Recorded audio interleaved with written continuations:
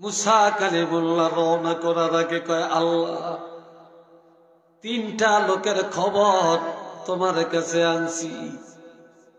কয় কি? কয় একজন বড় ধনী, এত সম্পদ রক্ষা করতে পারে না রে আল্লাহ, কি করলে তার সম্পদ কমে যাবে, রক্ষা করতে পারবে, সে জানতে চায়। আমার আল্লাহ কয়, মুসা, ধনীরে জানায়া দিবা আমি তারে নেয়ামত দিছি, আমার নেয়ামত যদি অস্বীকার করে, অর্থাৎ নেয়ামত অস্বীকার করলে নেয়ামত কমে যাবে, সম্পদ কমে যাবে। কুফরানে নেয়ামত, অর্থাৎ নেয়ামত অস্বীকার করলে সম্পদ কমে যাবে, রক্ষা করতে পারবে। ঠিক আছে, সোজা এটা জানিয়ে দিব। আল্লাহ, আর একটা মহিলার খবর।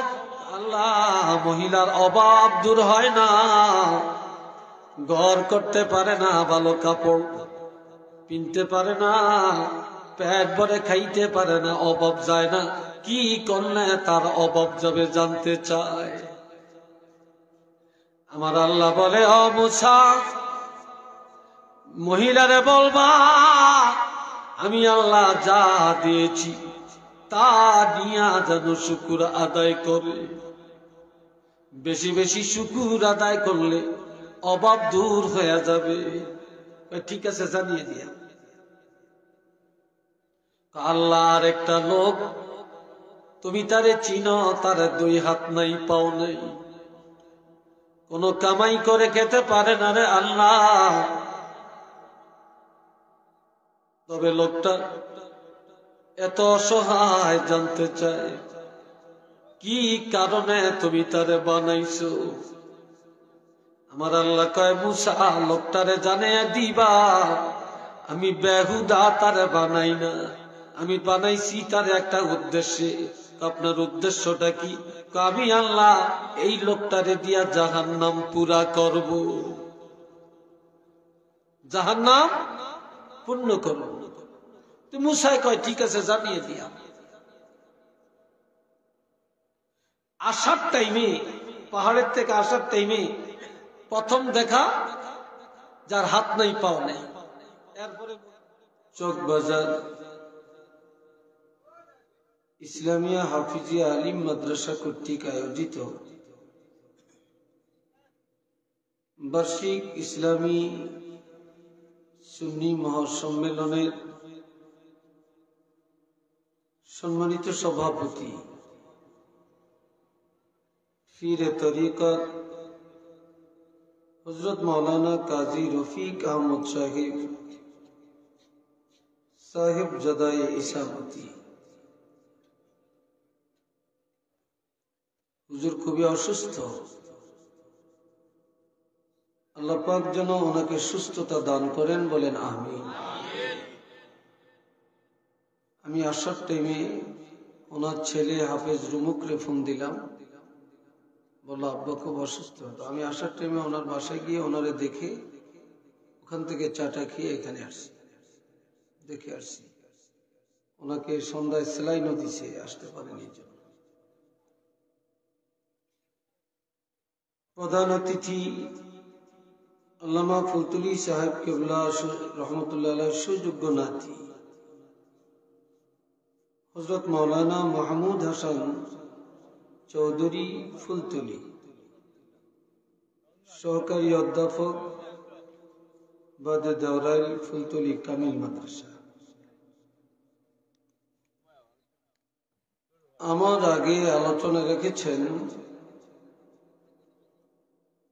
মুফাসসির কোরআন পীর জাদা হযরত মাওলানা গোলাম জিলানী সাহেব, ঢাকা। উপস্থিত আছেন, আলোচনা করবেন হযরত মাওলানা আব্দুল আহাদ জাহাদি সাহেব, পেঞ্চগঞ্জ। আমন্ত্রিত হযরত উলামায়ে কেরাম, মাদ্রাসার সম্মানিত অধ্যক্ষ সাহেব থেকে শুরু করে এবং উপাধ্যক্ষ হযরত মাওলানা শিবলি সাহেব সহ মাদ্রাসার সকল শিক্ষক ভাইরা, গভর্নিং বডি এবং অ্যাডহক কমিটির সকল সদস্য ভাইরা, ছাত্র বন্ধুরা, আমার সামনে বসা মুরব্বিয়ানে কেরাম, কলেজের টুকরা যুবক ভাইরা, পর্দার আড়ালের মা ও বোনেরা, আব্দুল নূর সাহেব মিরার গাঁও ৫,০০০ টাকা দিছে। আলহামদুলিল্লাহ। আব্দুল নূর একজন আল্লাহর বান্দা, অসুস্থ। চেয়ারম্যান সাহেবের বড় ভাই দোয়া চাইয়া মাদ্রাসার জন্য ৫,০০০ টাকা বলি আমি।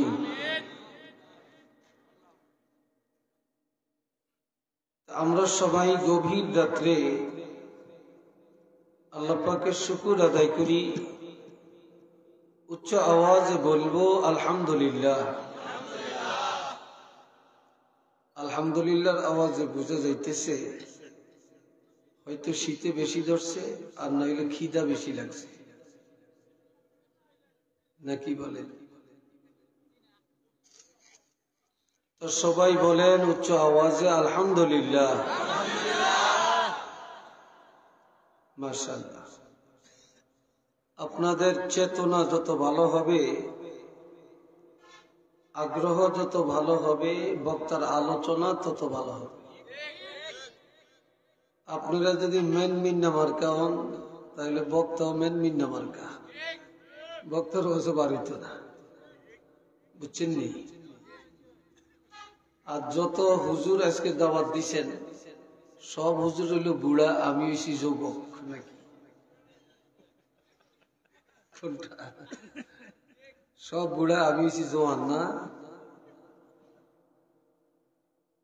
অর্থাৎ সবাই জোয়ান, আমি হইছি এখন ডুলা ধরি না। আলহামদুলিল্লাহ। আল্লাহ পাক যে গভীর রাত্রে আমাদেরকে এখানে বসা আর আমার মতো না খান্দাকে আপনাদের সামনে আসার তৌফিক দিয়েছেন, এটা তো আল্লাহর এক দয়া, ঠিক না? এই জন্য আসুন আমরা আরেকটা বার বলবো আলহামদুলিল্লাহ।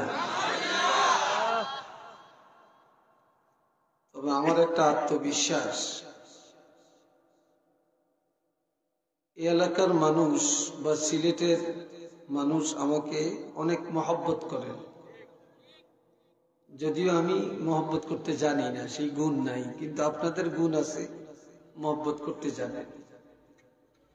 সেই দৃষ্টিকোণ থেকে বলতে পারি যে যতটুকু চাটাই দেওয়া আছে এতটুকু আমার মনে খালি থাকবে না, আল্লাহ তো পুরাবেন ইনশাআল্লাহ। আর আমি তো পুরান মানুষ, আমি 1999 সালে প্রথম সিলেটে আসছি। এই 25 বছর এই সিলেটে আমি আসি, মাঝখানে আমি 1 বছর আসতে পারি না, আমি খুব গুরুতর অ্যাক্সিডেন্ট হয়েছিলাম। আর ইচ্ছা করলেও আসতে পারি না যখন তখন, যেহেতু আমারও ব্যস্ততা আছে, আমিও মাদ্রাসায় এখন একটা দায়িত্বশীল, যার জন্য মনে চাইলেই যখন তখন আসা যায় না।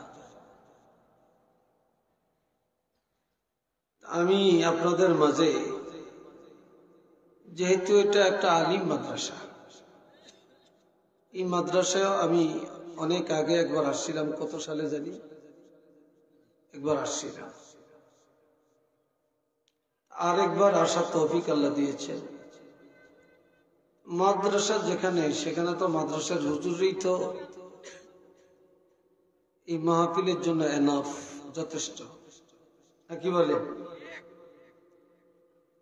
বক্তা তো ওনারা তৈরি করেন। এই আলেম সমাজে আমার মতো অযোগ্য মানুষ আলোচনা করার কি কোনো যোগ্যতা আছে? তারপরেও আল্লাহ যদি দেন যোগ্যতা তাহলে আছে, আল্লাহ যোগ্যতা না দিলে সম্ভব না।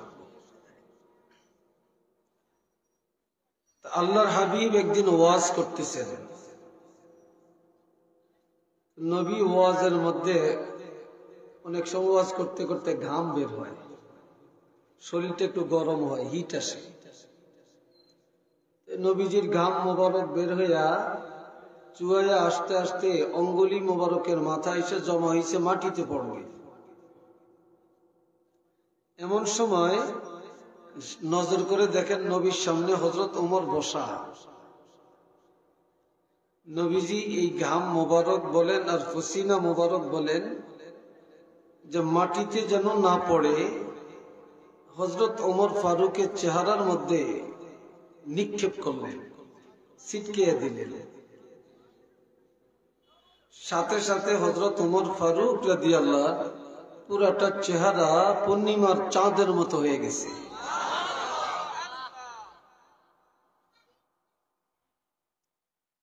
সাহাবীরা বললেন, নবীকে এমনটা করতে কখনো দেখি নেই, এটা কেন করলেন? নবীজি বলেন, আল্লাহ আমাকে এত ইলম দিয়েছেন, আমার থেকে অতিরিক্ত কিছু ইলম ঘাম মোবারকের আকারে বের হচ্ছিল, আমি সেই ইলমটা হযরত ওমরকে দান করলাম। আমি হযরত ওমরকে ইলম দান করলাম।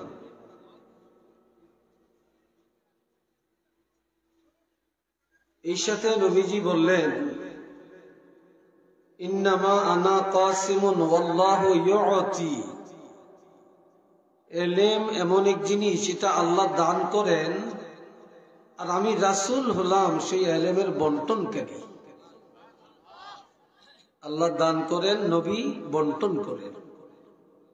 এই ছেলেরা কথা বলবা না, তোমরা ছাত্র, তোমরা কন্ট্রোল করবা। তোমরা কন্ট্রোল থাকলে আরেকজন কন্ট্রোল থাকবে, ঠিক আছে? সবাই আমার দিকে চাবেন। আমিও এক সময় ছাত্র ছিলাম। আমি মাদ্রাসার অধ্যক্ষের দায়িত্বে এই 15 বছর। একটা ফাজিল মাদ্রাসা, আমার মাদ্রাসা হলো ফাজিল মাদ্রাসা। এর আগে প্রভাষক ছিলাম, সহকারী অধ্যাপক হলাম, এরপরে অধ্যক্ষের দায়িত্ব নিছি। কিন্তু যখন ছাত্র ছিলাম তখনকার কথাটা বলি, আমরা কোনো মাহফিল হলে বড় বড় হুজুররা আসলে আমরা কাগজ আর কলম সাথে নিয়ে বসে থাকতাম। যেই কথাটা গুরুত্বপূর্ণ পাইতাম ওই কথাটা নোট করতাম। কথা বুঝছেন? এটা নোট করতাম। এটা তোমাদের ইবরাত অর্জনের জন্য বলছি। তোমরা যদি দিলের কানে শুনো, আমি নাখান্দা হতে পারি, আলোচনার মধ্যে তোমাদের কিছু শিক্ষাও তো আসতে পারে। কি বলেন, আসবে না? ছাত্রদের এই জন্য অত্যন্ত আদবের সাথে কথা শুনতে হয়। সাহাবীরা বললেন, নবীর ইলম জানি কেমন, নবীর ইলম জানি কেমন, কে বলতে পারবে? সবাই বলে হযরত ওমর বলতে পারবেন। হযরত ওমরকে বললেন, আপনি কি জানেন রাসূলের পাকের ইলম কেমন? হযরত ওমর বললেন, এটা আমি বলতে পারবো না, তবে একটা দৃষ্টান্ত দিতে পারবো। বলে, দৃষ্টান্তটা কি? কোন একটি মহাসাগরে যদি একটা সোনামুখী সুই ফেলা হয়, ওই সুইয়ের মাথায় যে এক কাতরা পানি উঠবে, সমস্ত নবীদের ইলম, ওলি আল্লাহদের ইলম, উলামায়ে কেরামের ইলম এক জায়গায় করলে এক কাতরা পানির সমান হবে। আর পুরাটা মহাসাগর রাসূল পাকের ইলম।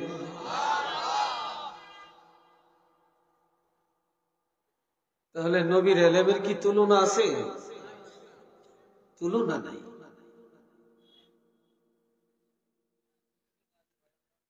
এখানে যে আলিমরা যত কথা বলেন মনে রাখবেন, কেউ নিজের থেকে কিছু বলতে পারে না।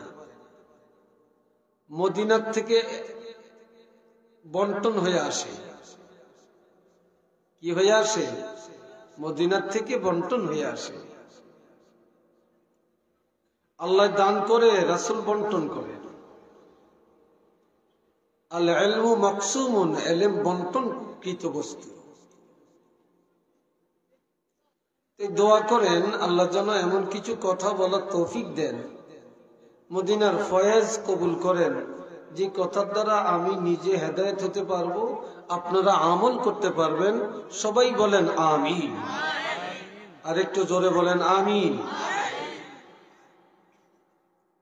দুনিয়াটা এখন ফিতনায় ভরা। বলেন, দুনিয়াটা এখন কি? ফিতনায় ভরা। এই কর্নারে এত মানুষ দাঁড়ানো কেন? এরা কি ছাত্র নাকি? এত দাঁড়ানো কেন? সব এখানে বসে যান এসে। এখন তো এই টাইমে কোনো কাজ নাই, আর দরকার কি? ভলান্টিয়ার কোনো দরকার নেই। যখন যিনি বক্তা তিনি ভলান্টিয়ার, সোজা কথা, ঠিক না? আমার জলসা আমি কন্ট্রোল করব, আর আরেকজন দরকার কি? তোমরা সব বসে যাও। শুনেন, আমি একটু ধীরে আস্তে কথা বলি। আমি আবার খুব চিল্লানের অভ্যাস নাই। চিল্লাইতে পারলো চিল্লাই না, বুঝছেন? চিল্লানের নাম কোনো ওয়াজ না, এটা ক্লাস, এটা উপদেশ, এটা নসিহত। এখন বলতেছিলাম, এই ফিতনার জমানায় এখন ওয়াজ হয়ে গেছে সব ভাইরাল মার্কা। এখন যুবকরা চায় ভাইরাল হুজুরকে। কোন হুজুরের মাহফিলে মানুষ বেশি যায়, এই হুজুরের দাওয়াত দেন। আরে হি হুজুর আইলে হুজুরি কি কয় না কয়, কি বলে না বলে, ইমান আছে না গেছে খবর নাই, কিন্তু মানুষের অভাব নেই। ঠিক কিনা? আর যত উল্টা পাল্টা কথা। বর্তমানে ফিতনার জন্য আপনারা সাধারণ মানুষ কোনো দায়ী না, আমাদের মতো আলেমরাই দায়ী। এই সম্পর্কে একটা হাদিস শুনে, হাদিসটা খুব সহি হাদিস। عن علي رضي الله تعالى عنه قال قال رسول الله صلى الله عليه وسلم يوشك أن يأتي على الناس زمان لا يبقى من الإسلام اسم ولا يبقى من القرآن إلا رسم مساجدهم عامرة وهي خراب من الهدى علماؤهم شر من تحت أديم السماء من عندهم الفتنة ثم تعود أو كما قال عليه الصلاة والسلام। এবার হাদিসটা আমি আরবি বলছি, এবার হাদিসের অর্থটা ব্যাখ্যাটা শুনেন। হযরত আলী রাদিয়াল্লাহু থেকে হাদিস, আল্লাহর হাবিব ইরশাদ করেন, এমন একটা সময় খুব দ্রুত তোমাদের মধ্যে আসতেছে, লা ইয়াবকা মিনাল ইসলামি ইল্লা ইসমু, তখন এই দুনিয়ায় ইসলামের কিছুই পাওয়া যাবে না, শুধু ইসলামের বাকি থাকবে নাম। আমরা মুসলমান, এই নামটা আছে কিন্তু মুসলমানই নাই। কথা ঠিক কিনা? আমরা মুসলমান, এই মুসলমানের নামটা বাকি থাকবে, আর কিছু থাকবে না। এখন আল্লাহ বলছেন, উদখুলু ফিস-সিলমি কাফা, ইসলামে পরিপূর্ণ প্রবেশ করো, সকল সেক্টর ইসলাম প্রতিষ্ঠা করো। এখন দেখা যায় আমাদের চাল চলন ইসলাম নাই, কথাবার্তা ইসলাম নাই, খাওয়া দাওয়া ইসলাম নাই, বিবাহ শাদীতে ইসলাম নাই, জন্ম মৃত্যুতে ইসলাম নাই, রাজনীতিতে ইসলাম নাই, সমাজনীতিতে ইসলাম নাই, পরিবার চালনা ইসলাম নাই, সন্তানের লেখাপড়ার ক্ষেত্রে ইসলাম নাই, বেচা কিনা ইসলাম নাই। সব যা বিদেশ যাই, ইসলামের চিন্তা করি না, শুধু নাম আছে আমরা মুসলমান, এই নামটা আছে, ইসলামের আর কিছু নেই। ولا يبقى من القرآن إلا رسمه,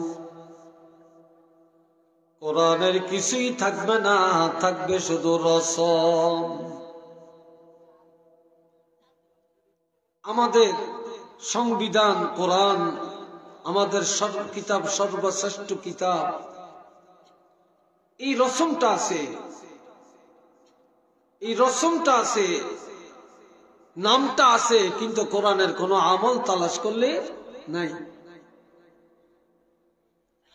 এরপরে মাসাজিদুহুম আমিরাতুন ওয়া হিয়া খারাবুম মিনাল হুদা,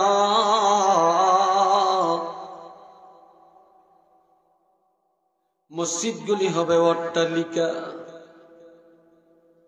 মসজিদগুলি হবে রাজপ্রাসাদের মতো,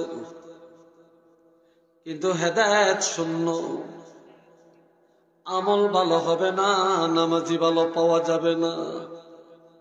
মসজিদ এত ভালো, এত হাই পাই, মসজিদ করলেই তো এখন জাগ জবক, টাইস, মৌজাক, মিনারা, কি সুন্দর মাইক, কি সুন্দর টাইস, ঝাড়ুবাতি, এরপরে আবার এসি, কথা ঠিক না? এসি। কিন্তু মসজিদগুলি হবে জাকজমক, আমল হবে একেবারে দুর্বল, হেদায়েত শূন্য। কোন জায়গায় এখন মসজিদ খারাপ, যেখানে যাবেন সেখানেই মসজিদ ভালো।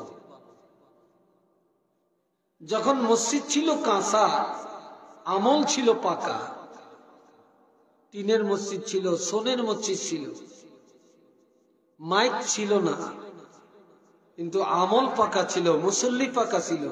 এখন মসজিদ হাইফাই, কিন্তু মুসল্লি হাইফাই না। এখন মসজিদ হয়েছে জাকজমক, আর অধিকাংশ মসজিদের কমিটি হয়েছে বেজাইল্লা মার্কা,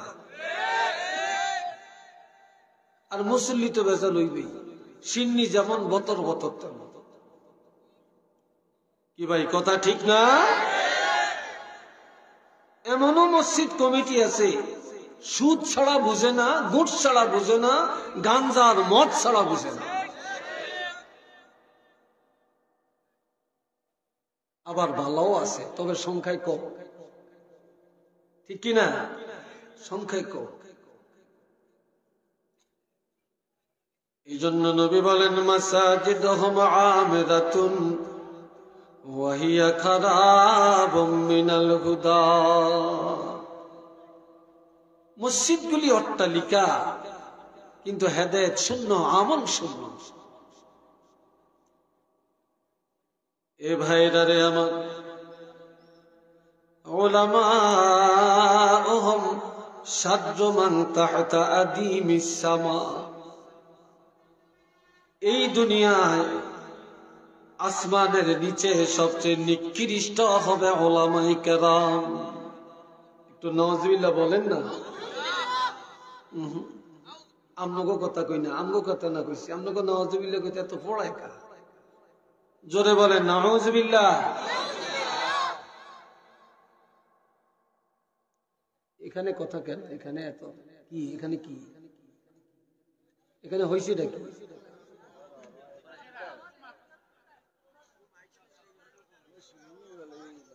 আচ্ছা, আপনারা কথা কেন না, আমি কইছি, চলে আসেন এখানে। আমার কথা বুঝতেছেন তো আপনারা? না একটু আস্তে ধীরে পাতলা পাতলা করে কই দিকে সমস্যা আছে আপনাদের? হ্যাঁ, আলেমরা সবচেয়ে ভালো, আলেমরা সবচেয়ে খারাপ। আমার নবী বলেছেন এই দুনিয়ায় সবচেয়ে ভালো মানুষ হলো উলামায়ে কেরাম। সবচাইতে খারাপ হলো উলামায়ে কেরাম।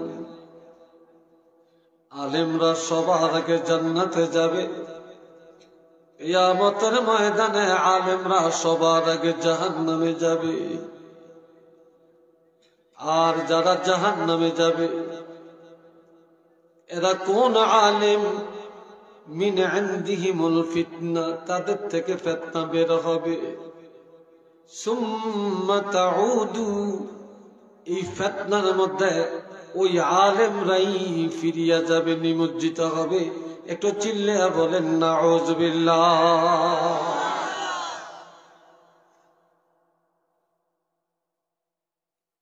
এখন দেখেন এক একজনে এক এক রকম ফতুয়াবাজি। বর্তমানে নামের আগে ডক্টর, এটা আরো 5 বছর আগে এত ছিল না। কি ভাই কথা ঠিক কিনা?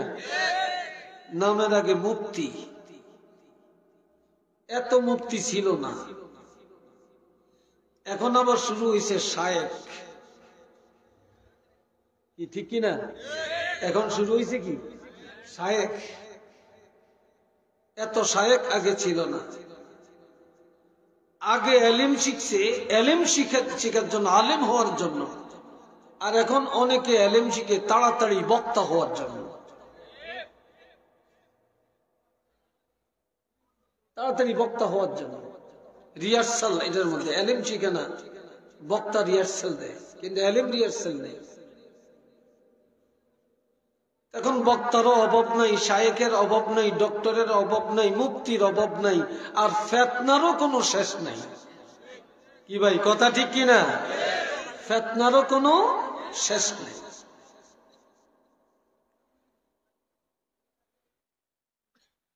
ভাইরা রে আমার, عن عبد الله بن عمرو رضي الله تعالى عنه قال قال رسول الله صلى الله عليه وسلم إن الله لا يقبض العلم انتزاعا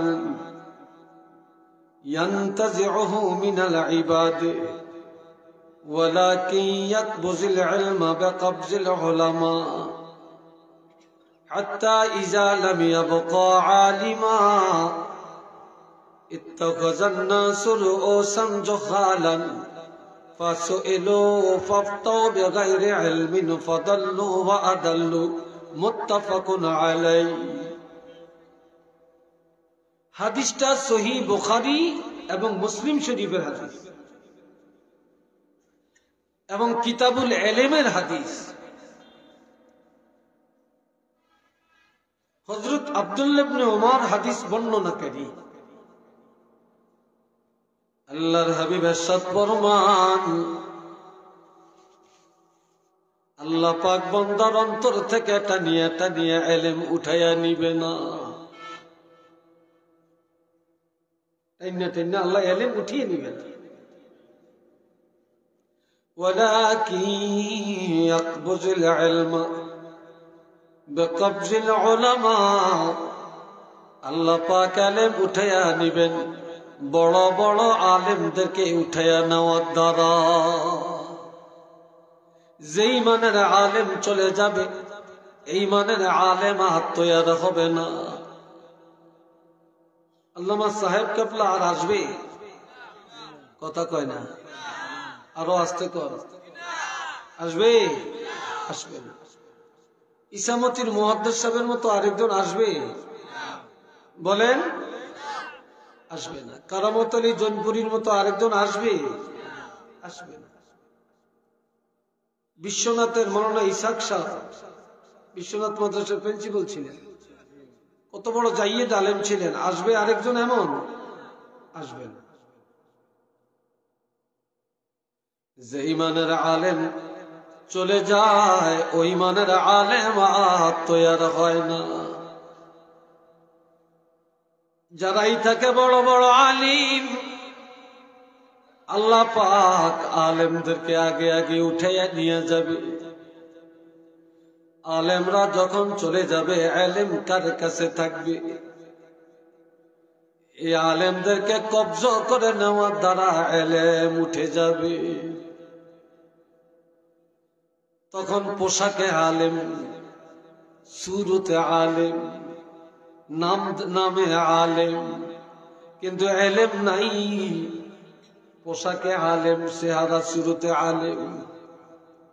মানুষ বিপদে পড়িয়া এই আলেমের কাছে যায় ফতুয়া জিজ্ঞাসা করবে, বিনা এলেমে ফতুয়া দিবে, না জানিয়া না শুনিয়া ফতুয়া একটা দিয়া দিবে। এতে করে সে নিজ গুমরা হয়ে যাবে, সমাজকে গুমরা বানিয়ে দিবে, নিজে জাহান্নামে যাবে, জাতিকে জাহান্নামী বানিয়ে দিবে। একটু চিল্লিয়া বলেন নাউযুবিল্লাহ।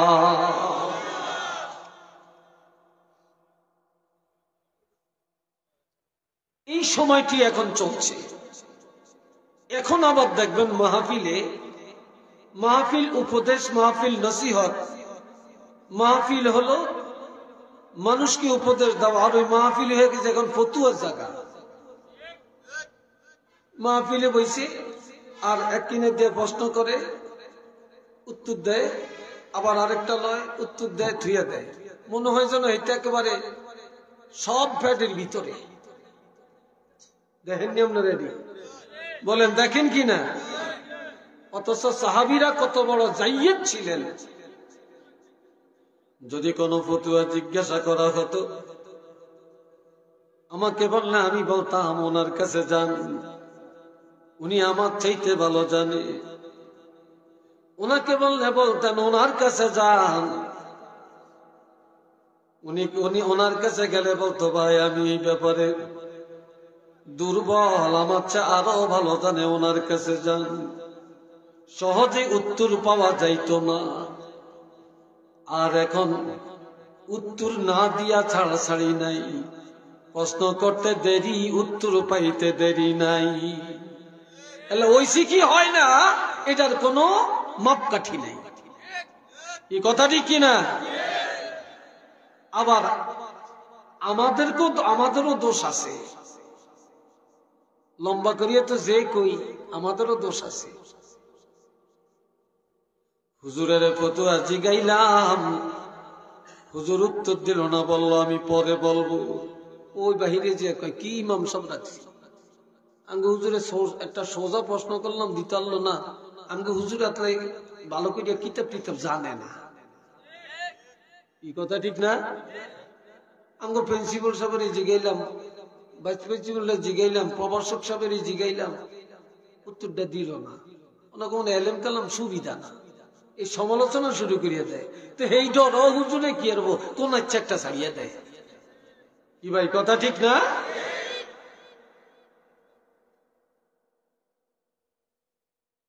আল্লাহ বাবাজিরা রে আমার, এই জন্য অবস্থাটা বড় বয়গতি।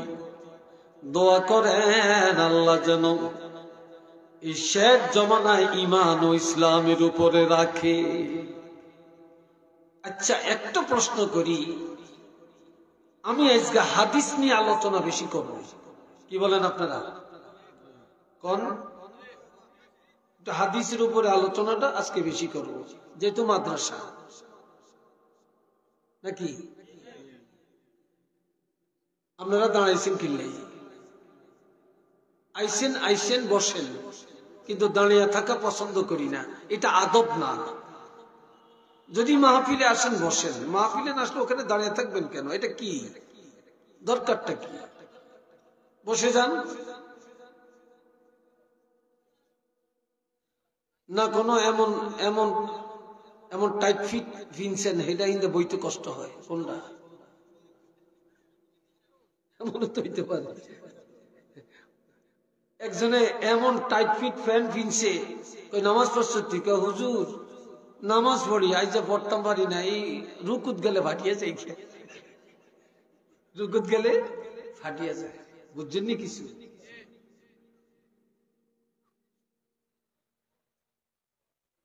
এ ভাইরা রে আমার, 5 শ্রেণীর মানুষ বিনা হিসাবে জান্নাতে যাবে। সুবহানাল্লাহ কোন, আরো আসতে কোন, এখনো হয় না, এইবার একটু হইছে। আমি বলবো কেন জোরে কোন, আপনারা জোরে কইবেন। কাল মার্কার আওয়াজ নিয়ে দিতেন জানেন, 80 বছরিয়া বুড়িয়ায় মার্কা আসেনি কইয়া চিল্লানি মারে, রাস্তার মাটি পর্যন্ত বাড়িয়ে যায়, ঠিক না? সুবহানাল্লাহ আলহামদুলিল্লাহ দ্বারা আইলে হায় হায় হলকুম থেকে বাইরে হইতে চায় না, এত দুর্বল। বাবাজিরা রে আমার, 1 নম্বরে আলেম, 2 নম্বরে শহীদ, 3 নম্বরে গাজী, 4 নম্বরে হাফেজ কোরআন, 5 নম্বরে দানকারী। এরা বিনা হিসাবে জান্নাতে যাবে। সুবহানাল্লাহ। তাইলে এই 5 শ্রেণীর মধ্যে আলেমকে 1 নম্বরে রাখছে। আলেম করে আল্লাহ কি 1 নম্বরে রাখছে। এখন বাকি 4 জনরে বলবে, তোমরা যে শহীদ হইলে জান্নাতে যাইবা পাইছো কই? আলেমের কাছে। গাজী হইলে জান্নাতে যাইবা পাইছো কই? আলেমের কাছে। হাফিজে কোরআন হইলে জান্নাতে যাইবা পাইছো কই? আলেমের কাছে। দান করলে জান্নাতে যাইবা এটা পাইছো কই? তো আলেমের কাছে। এবার আল্লাহ অর্ডার দিবেন, ও আলেম, তোমাদের আলোচনা শুনে আমল করে এরা জান্নাতি হয়েছে। আজকে তোমরা আলেমরা আগে আগে জান্নাতে যাইবা, তোমাদের পিছে পিছে তারাও তোমাদেরকে অনুকরণ করে জান্নাতে যাবে।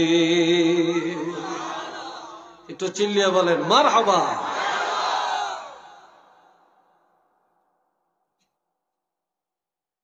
এখন এই আলেম তৈরি না হওয়ার পিছনে রাসূলের 15টা, একটা হাদিসে তিরমিজি শরীফের 15টা আলামতের মধ্যে একটা আলামত খুব গুরুত্বপূর্ণ। আজকাল আযাব গজব বেশি না কম? জোরে কোন। এই যে করোনা আল্লাহ দিছে, 2 বছর আগে করোনা হইছে। করোনা কি আল্লাহ দিছে না আমরা চাই আনছি? আমরা আনছি। আযাব গজব, বন্যা, অমৌসুমী বন্যা, এগুলো আমাদের প্রাপ্যতা, আর কিছু না। কেন? قال رسول الله صلى الله عليه وسلم إذا اتخذ الفيء دولا والأمانة مغنما والزكاة مغرما وتعلم لغير الدين وأطاع الرجل امرأته وعق أمه وأدنى صديقه وأقصى آباه وظهرت الأصوات في المساجد وساد القبيلة وكان فاسقهم زعيم القوم إلى آخر। এবার একটা একটা করে শুনেন, সবাই আমার দিকে চান। আপনারা চাবেন কার দিকে? বলেন কার দিকে চাবেন? আমার দিকে চাবেন, আর আমি চাবো আপনাদের সবার দিকে, তাই না? সবাই বলেন না একটু আলহামদুলিল্লাহ। আবার যে কোনো মাদ্রাসায় আলোচনা করতে আমাদের কাছে ভালো লাগে। মাদ্রাসায় হুজুর পাওয়া যায়, আলেম পাওয়া যায়, জ্ঞানী পাওয়া যায়। যে মজলিসে আলেম থাকে না, মজলিসটা মরা মরা লাগে, ঠিক নেই? মরা মরা লাগে। এ বাবাজি শুনেন, নবীজি বলেন, যখন দেখবা মানুষ সারা দিন ধনের পিছনে দৌড়ায়, ধনের পিছনে দৌড়াবেন ঠিক আছে, তবে আপনার এই ধন, এই উপার্জন, এটা হালাল না হারাম এই চিন্তা করবে না। যখন দেখবা মানুষ সারাদিন টাকার পিছনে দৌড়ায়, আর ওই টাকাটা হারাম পথে, হালাল পথে দৌড়ায় না, হারাম পথে টাকা কামাই করার জন্য সারাদিন ব্যস্ত হয়ে পড়ে, তখন এই মনে করবা এটা গজবের লক্ষণ, তখন এই মনে করবা রহমত আর পাবে না, তখন এই মনে করবা ভাতৃত্ব থাকবে না, আলেমদের কদর থাকবে না, ইমামের কদর থাকবে না, মুয়াজ্জিনের ইজ্জত থাকবে না, মুরব্বীর সম্মান থাকবে না। এই দুনিয়ায় রহমত পাওয়া যাবে না, রহমত আসমানে চলে যাবে, খোদাই গজব একটার পর একটা জমিনে আসবে।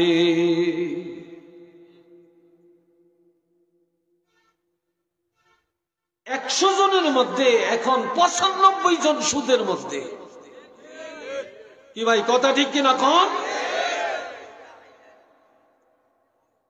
যার টাকা বেশি তার সুদ বেশি,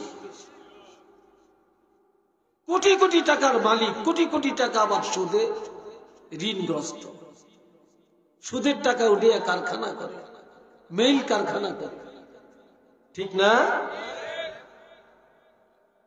পুরা বাংলাদেশটা যেন, পুরা পৃথিবীটা যেন সুদের উপরে বাঁচতে আছে। আর ঘুষ, অনেক ঘুষ খানা কর সম্মানী, কথা ঠিক কিনা? বাংলাদেশের দুলবেও ঘুষ খায়। আপনাদের একজন মানুষ মারা গেল, মার্ডার হয়ে গেল, এই লোকটার এই লাশটা ধরার জন্য আহা বাবা মা সন্তান হারালো, সন্তান মা বাপ হারালেন, পুলিশেরা খবর দেয়, পুলিশেরা বেলে খা দেন, তারা লাশ ধরে না টাকা ছাড়া, ঠিক কিনা? আবার পোস্টমর্টম করে না টাকা ছাড়া। একদিকে মানুষ হারায়, আর একদিকে টাকাও দেওয়া লাগে। যেই দেশে মানুষ হারায় আবার টাকা দিয়া প্রশাসন হাত করা লাগে, ওই দেশে রহমতের আশা করা যাবে না। এটা খোদার গজবের আলামত, এটা কিয়ামতের আলামত। একটু চিল্লে বলেন নাউযুবিল্লাহ। এত হুন্ডার ক্যারি কিরি কিনলে এই জায়গাটা আমার তো বিরক্ত বোধ হইতেছে। আমি কিন্তু আসাইয়ে দিই, আর এত কথা কেন? এটা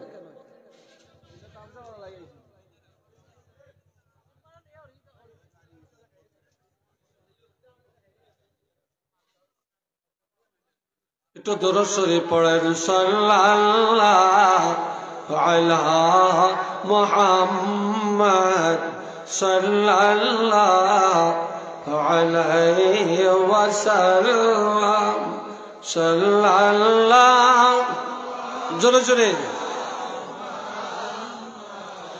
সাল্লাল্লাহু আলাইহি ওয়াসাল্লাম। সবাই একবার বলেন আলহামদুলিল্লাহ। ভাইরা রে আমার, সিএনজি কিনে সুদের টাকা দিয়া,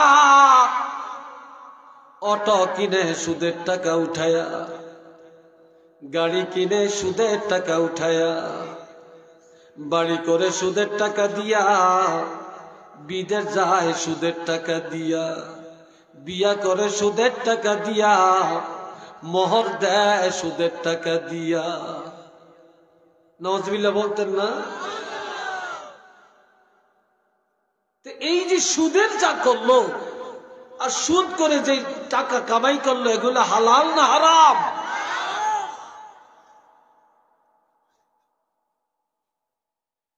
আজ আমরা নামাজ পড়ি, কবুল হয় না, রোজা রাখে, কবুল হয় না, আমরা হজ করি, কবুল হয় না। কারণ ইবাদতের জন্য শর্ত হলো হালাল রিজিক, ঠিক কিনা? হালাল রিজিক। যে হালাল খায় না, ওযু করলে পাক হবে না। যে হালাল খায় না, গোসল করলে পাক হবে না। যারা হালাল খায় না, তারা হজ করে, টাকা হালাল না। ইফতার করে রমজান মাসের টাকা হালাল না, আবার সুদের গাড়ি কিনা টাকা কামাই করে, সব হারাম। এই হারাম খায়া আল্লাহর যত সেজদা দেন, যত ডাকেন, একটা ডাকে আল্লাহ সাড়া দেয় না, একটা সেজদা আল্লাহ কবুল করবে না।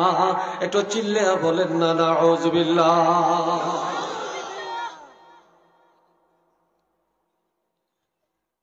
এই জন্য হালাল খায়া পবিত্র হওয়া লাগবে।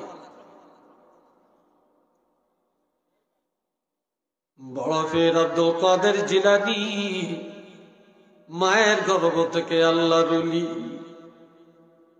জীবনে কোনোদিন মা হারাম খায় না, আর মা কোনোদিন সিনেমায় যায় না, ফেসবুক দেখে না, কোন বেগানা পুরুষে দেখে না। সন্তান গর্ভে গেছে, মা আল্লাহর কোরআন পড়ছে, ওই কোরআনের প্রভাব সন্তানের উপরে পড়েছে, যার কারণে হযরত আব্দুল কাদের জিলানী 18 পারা কোরআনের হাফেজ হইয়া মায়ের রেহেম থেকে দুনিয়াতে আসছে।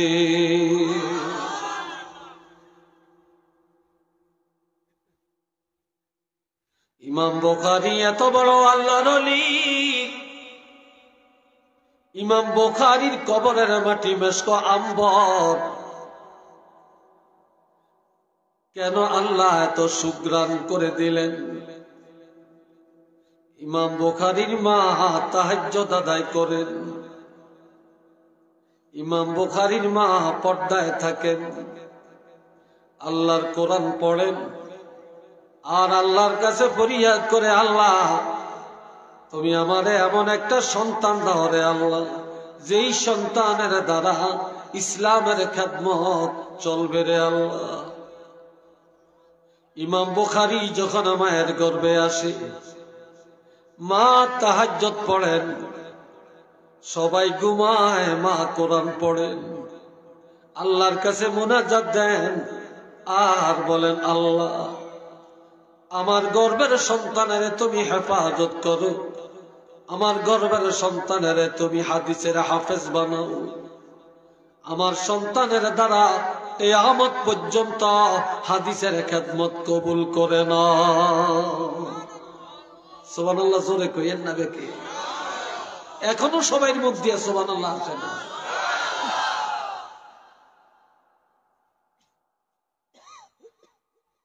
ইমাম বুখারী রহমাতুল্লাহ আলাইহি মার দোয়ায় তিনি হাদিসের হুজ্জাত, হাদিসের হাফেজ, তিনি হাদিসের এমন খেদমত করেন। ইমাম বুখারী বুখারী শরীফের হাদিস যখন লিখতে গেলেন, তিনি ওযু করেন, গোসল করেন, 2 রাকাত নফল নামাজ আদায় করেন, এরপর অন্ধকার রাতে হাদিস লেখেন। এমন বাতি নিয়ে কোনদিন হাদিস লেখে না। গভীর অন্ধকার রাত্রে বেশিরভাগ হাদিস তাহাজ্জুদের পরে লিখতেন। তবে ইমাম বুখারী যখন কলম কাগজের মধ্যে লাগায় অন্ধকার, ইমাম বুখারী মনে মনে নিয়ত করেন, আমি যখন হাদিসটা লিখব, এটা যদি সহিহ হাদিস হয়, তাহলে আমার কপালে আর কলমের মাথায় নবীর নূর চমকাবে, আর যদি হাদিসটা সহিহ না হয়, অন্ধকারে থাকবে, নূর চমকাবে না। যখন কলম বসান, যখন হাদিসটা সহিহ হয়, ইমাম বুখারীর কপালে আর কলমের মাথায় মদিনার থেকে একটা নূরের প্রকাশ এসে আলোকিত করে দেয়।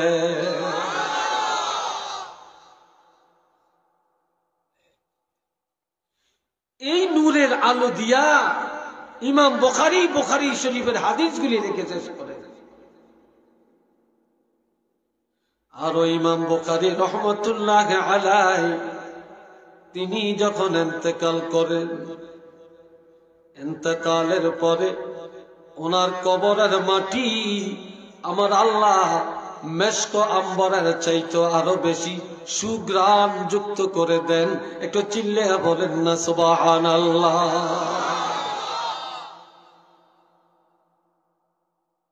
কি খেদমত! ইমাম মুসলিম রহমতুল্লাহ আলাইহি তিনি হাদিস পড়তে পড়তে শহীদ হয়ে গেলেন। হাদিস পড়তে পড়তে ইমাম মুসলিম রহমতুল্লাহ আলাইহির এমন খিদা, তিনি একদিকে মুসলিম শরীফের হাদিসগুলি পড়েন, একটা একটা করে পড়েন, পৃষ্ঠা উল্টান। আবার খিদা লাগে, পাশে খেজুর, একটা একটা করে খেজুর মুখে দেন। এইদিকে খেজুর খায়, ওইদিকে হাদিস পড়ে। নবীর হাদিসের সাথে জানি বেয়াদবি হয়ে যায়, এই জন্য মন অন্যদিকে নেয় না। আর একদিকে একটা একটা খেজুর মুখে দেয়, খাইতে খাইতে পেট ফুলে যায়, পেট বেড়ে যায়, খবর নাই। শুধু খেয়াল হলো হাদিসের দিকে।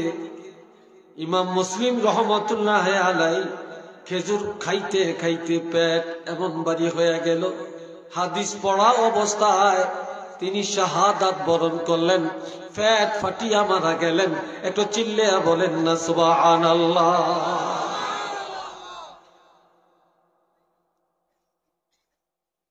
ইমাম মালিক রহমতুল্লাহ আলাইহি তিনি ছাত্রদেরকে হাদিস পড়ান, আর এমন সময় একটা বিচ্ছু, বিচ্ছু চিনেন তো আপনারা? একটা বিচ্ছু জামার ভিতরে দিয়ে ঢুকে ওনাকে দংশন করে, সারাটা শরীর কালো হয়ে যায়, বিষাক্ত হয়ে যায়। যখন হাদিস পড়া বন্ধ, সবাই বলে হুজুর আপনাকে এত বিষাক্ত দেখা যায় কেন? চেহারা এত কালো হয়ে গেল কেন? বলে আমি যে হাদিস পড়াই, এই সময় জামার ভিতরে দিয়ে একটা বিচ্ছু ঢুকে আমাকে অসংখ্যবার দংশন করে, যার ব্যথায় আমার শরীরটা বিপন্ন হয়ে যায়। ছাত্ররা বলে আমাদেরকে বললেন না কেন? আমরা বিচ্ছুটাকে মেরে ফেলতাম। ইমাম মালিক বলে আমি রাসূলুল্লাহর হাদিস পড়াই, আর আমি যখন হাদিস পড়াই তখন আমার ক্লাসের সাথে নবীর রওজার সাথে সম্পর্ক নবী দেখেন। আমি হাদিস পড়া বন্ধ করে বিচ্ছু মারার অভিযানে লেগে গেলে হাদিসের সাথে বেয়াদবি হবে, রাসূলের মনে কষ্ট হবে। এই জন্য আমি নবীর মনে ব্যথা দেই না, হাদিসের সাথে বেয়াদবি করি না, বিচ্ছুর কামড় সহ্য করে নিলাম।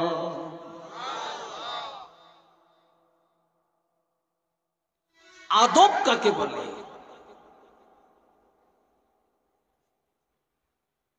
বন্ধুরা রে আমার,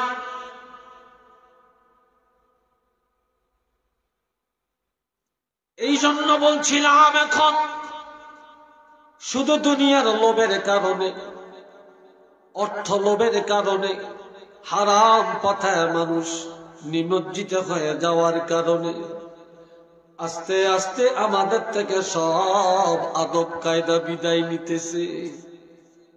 কথা ঠিক না? মহিলারা কিস্তি উঠায়, স্বামী টাকা দিয়া কাপড় কিনে, বউর সৌন্দর্য স্বামী দেখতে পারে না, কিন্তু কিস্তির সারেরা যখন আসে মহিলারা সুন্দর সুন্দর কাপড় পোশাক পরিধান করে কিস্তির সুদের সারের কাছে গিয়া দাঁড়ায়। কথা ঠিক কিনা? আপনাদের দেশে কিস্তি আসেনি মহিলাদের? জোরে বলেন আছে?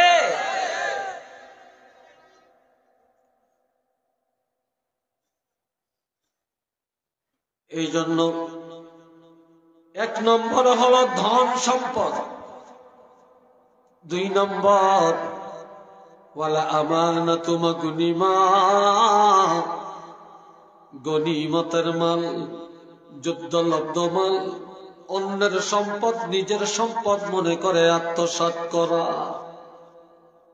অন্যের টাকা পকেটে আসলে এটা নিজের টাকা মনে করে, অন্যের টাকা মনে করে না। গনিমতের মাল অন্যের সম্পদ নিজের সম্পদ মনে করে আত্মসাৎ করা, পরের হক মারিয়া খাওয়া। যখন দেখবা মানুষ পরের হক মেরে ফেলে, আমানত খেয়ানত করে ফেলে, তখন এই মনে করবা এটা কিয়ামতের আলামত, এটা খোদার গজব। এই জমিনে আর রহমত থাকবে না, একটা একটা করে রহমত আসমানে চলে যাবে, খোদার গজব তসবির দানার মতো জমিনে আসতে থাকবে।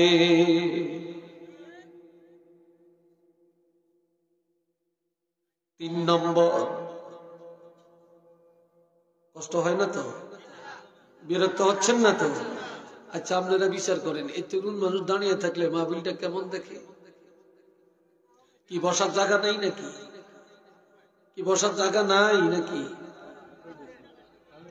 যে মৌলানা শিবলি শাহ হুজুর এই বসার ব্যবস্থা করে নিতেন, আপনারা সবাই একটু আজ্ঞান, আর সবাই দরুদ পড়েন আর আজ্ঞান, সাল্লাল্লাহু আলাইহি আজ্ঞান, সবাই দরুদ পড়তে পড়তে আজ্ঞান, সাল্লাল্লাহু আলাইহি মুহাম্মদ, সাল্লাল্লাহু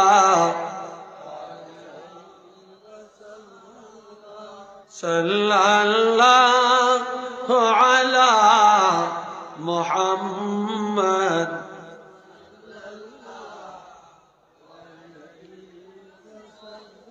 কি রে ভাই, দুরূদ শরীফ এত মন্থ, একটু আওয়াজ দিয়া বলেন, সাল্লাল্লাহু আলা সাল্লাল্লাহু আলাইহি সাল্লাল্লাহু।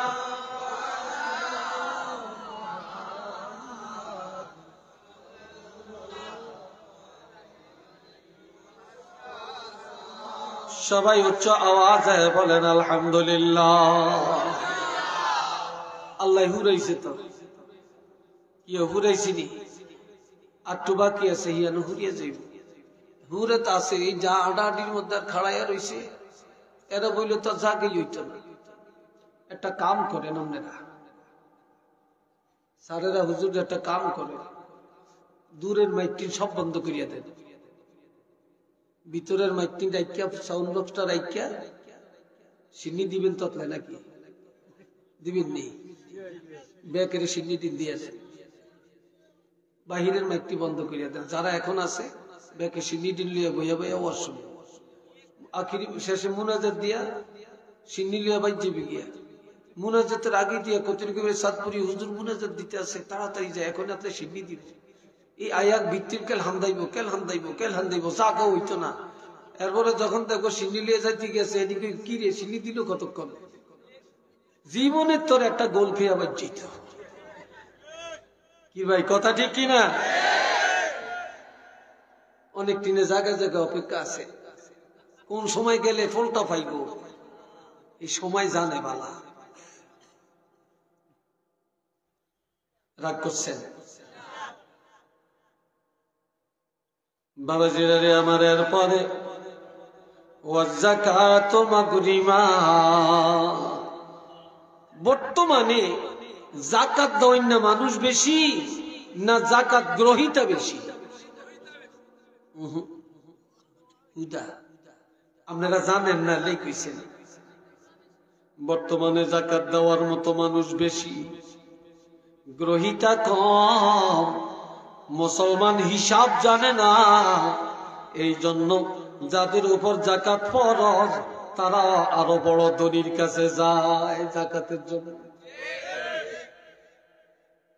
আর এই দেশের মানুষ ধনীর থেকে যাকাতের টাকা নিয়ে সুদে লাগায়।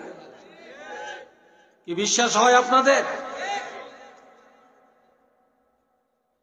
কোরবানির গোস্ত দেয় খাইতো, এই কোরবানির গোস্ত কয়েকজনের তিন নিয়ে এরা খায় না, আরেকজনের তো বিচ্ছালায়। কি রে ভাই কথা ঠিক কিনা? মুসলমানের মুসলমানই কোথায় রে ভাই?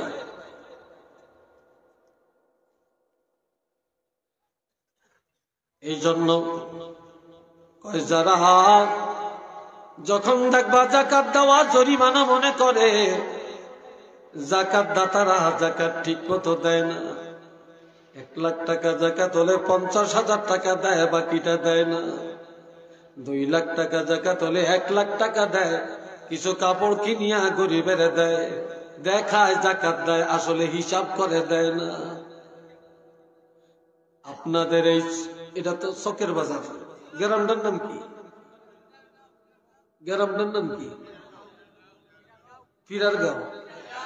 পীরারগাঁও গ্রামের যত ধনী, এই ধনীরা যদি যাকাত দেয়, এই গ্রামের গরিব আর এক গ্রামে যায় হাত পাতা লাগবে না। কি ভাই, কথা ঠিক কিনা? অথবা আপনার বাড়ির যত মানুষ যাকাত দিতে পারে, যা বাড়ির মধ্যে মানুষ আছে 5 জন, গৃহস্থ 5 জন, 3 জনের উপরে যাকাত ফরজ। এই 3 জনের যাকাত যদি বাড়ির 2 জনের দেয়, এই বাড়ির মানুষ ধনীর পাশাপাশি ধনী হয়ে যায়। যাকাত দেয় না। যাকাত দেওয়াটা যখন জরিমানা মনে করে, তখনই মনে করবে এটা খোদার গজব, এটা কিয়ামতের আলামত। আবার যখন ধনীরা যাকাত দেয়, নামের জন্য দেয়, আবার সাংবাদিক আনে, ক্যামেরাম্যান আনে, ইউটিউবার আনে, সারে ধনী মানুষ 8 তলা 10 তলায় শুয়া থাকে, গরিবেরা রমজান মাসে না খায়া না লয়া লাইন ধরে দাঁড়ায়, যাকাত আনতে যায়া কত মানুষ মারা যায়। কি ভাই, ঠিক না? কত গরিব মারা যায়, কত নারী পুরুষ মারা যায়। আবার দেখায় অমক লন্ডনী সব, আমেরিকান সব শিল্পপতি সব, উনি যাকাত দিতেছে, দেখায়, ফেসবুকে দেখে, পেপারে দেখে। তাইলে তোমার এই যাকাতের জন্য এটা তোমার ফরজ না, ফরজ না। তোমার এমন টাকার পিছনে গুল্লি মারা দরকার, তোমার এই টাকার পিছনে ঝাড়ু মারা দরকার। তোমার এমন টাকা আল্লাহ চায় না, তোমার এমন নামের যাকাত আল্লাহ পছন্দ করে না। জানিয়া রাখবা, তুমি নামার জন্য যাকাত দিলা, তোমার ঠিকানা জাহান্নাম। একটু চিল্লে বলেন নাউজুবিল্লাহ, আরো জোরে করে নাউজুবিল্লাহ।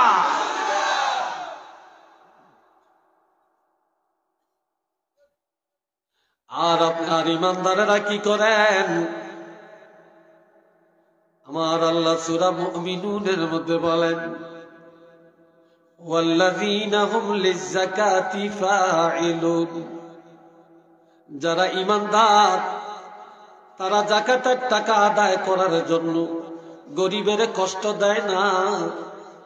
তারা যাকাতের টাকা হিসাব করে 1 টাকা পর্যন্ত বের করে গরিবের বাড়িতে যায়, বিধবার বাড়িতে যায়, মিসকিনের বাড়িতে যায়, এতিমের বাড়িতে যায়, এতিমখানায় যায়, যায়া যায়া যাকাত আদায় করে। আর এই দেশে গরিব যদি না থাকতো রে ভাই, ধনীর ফরজ আদায় করা যাইত না। গরিব ধনীর জন্য রহমত, যে ধনীরা গরিবের বাড়িতে যায়া যায়া যাকাত আদায় করে, গরিব খুশি হইয়া যায়। আর গরিব ধনীর আগমনে যখন খুশি হইয়া যায়, আল্লাহ খুশি হইয়া ওই ধনীর সম্পদ আল্লাহ বাড়াইয়া দেয়, ধনীর গুনাহ ক্ষমা করে দেয়, জান্নাতের জন্য কবুল করে নেয়।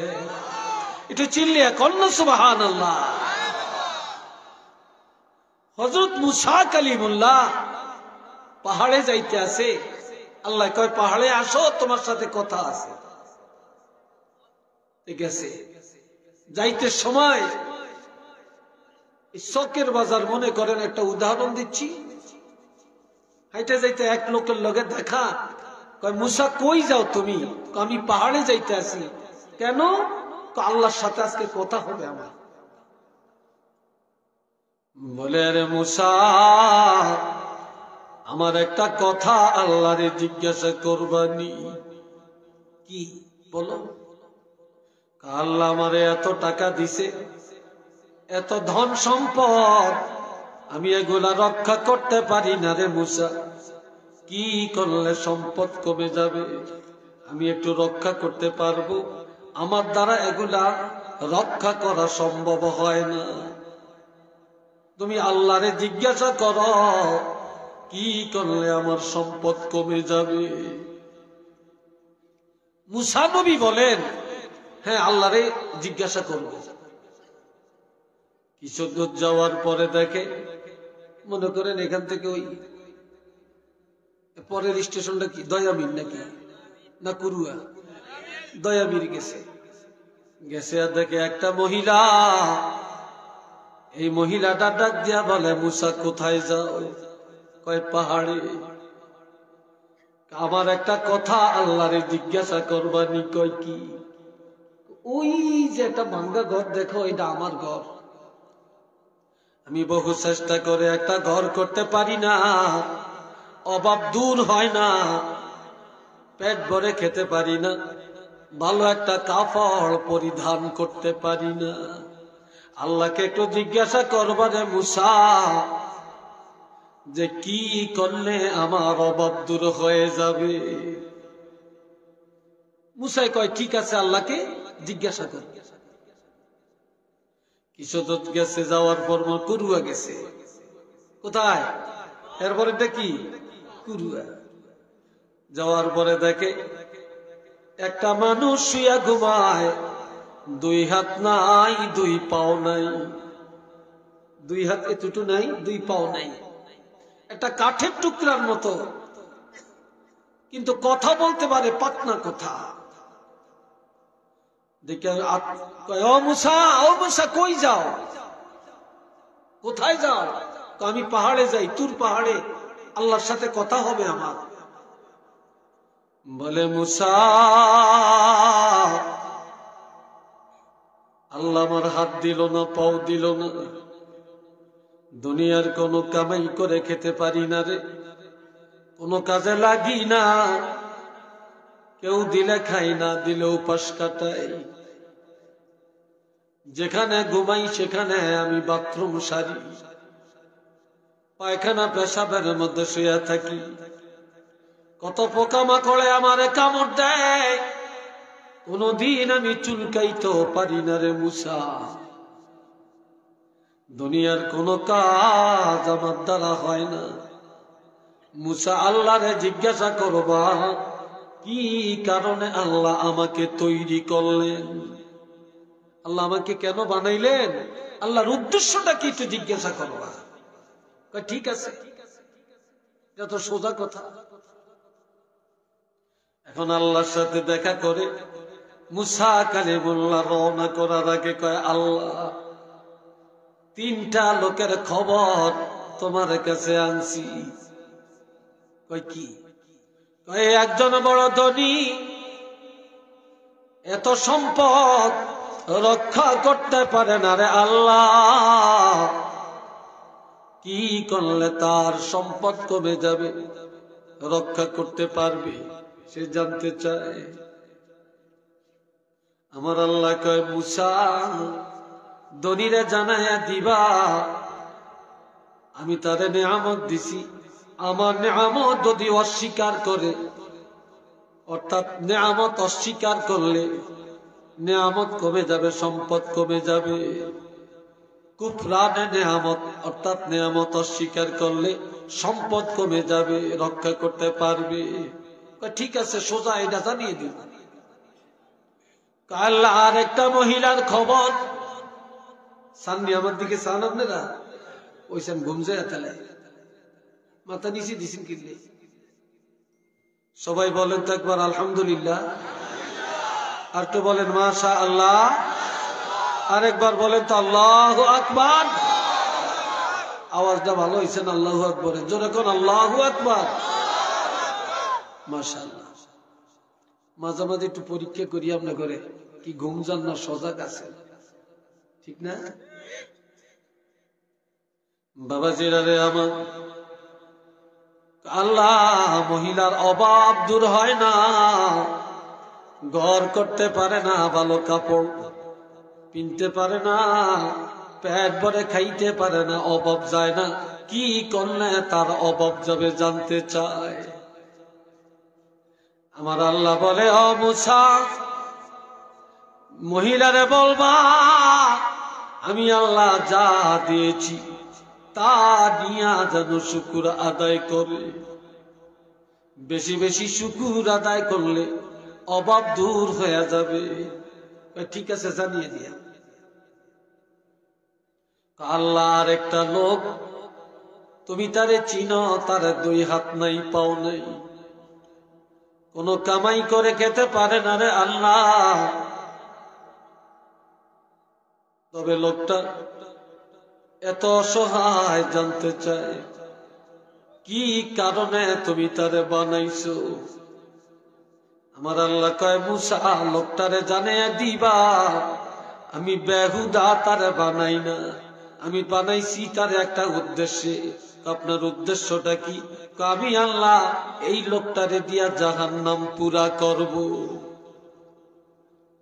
জাহান্নাম পূর্ণ করব। তো মুসাই কয়, ঠিক আছে, জানিয়ে দিয়া। আসার টাইমে, পাহাড়ের থেকে আসার টাইমে প্রথম দেখা যার হাত নাই, পাও নাই, এরপরে মহিলা, এরপরে ধনী, ঠিক নেই? এখন আসছে, মুসা যায়, হাত পাও নাই, লোকটা অপেক্ষায় আছে খবরে। মুসা নবীকে দেখে বলে, মুসা, আমার খবর আনছো নি? বলে, আনছি। কি খবর? আল্লাহ তোমারে বেহুদা বানায় না, একটা কাজের জন্য আল্লাহ তোমারে বানাইছে। কয়, সেটা কি? আল্লাহর উদ্দেশ্য হলো আল্লাহ তোমাকে দিয়া জাহান্নাম পূর্ণ করবে। একটু নাউজুবিল্লাহ বলতেন না?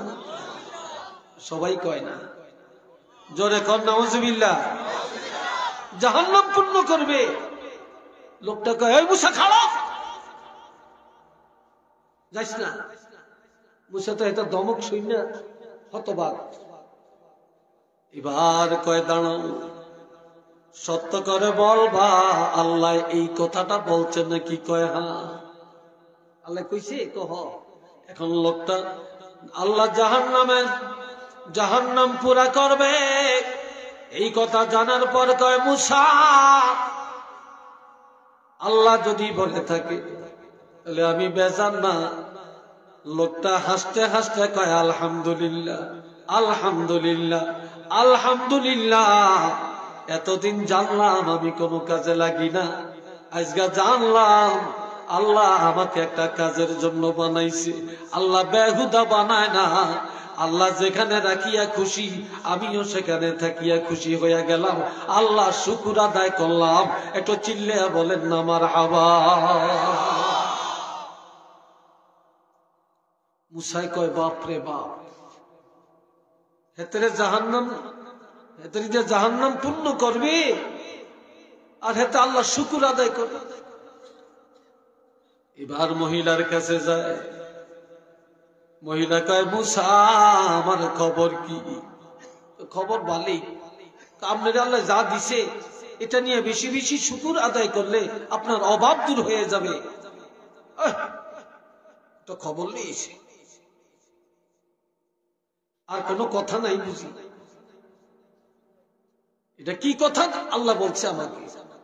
এত চেষ্টা করলাম, অভাব দূর হয় না।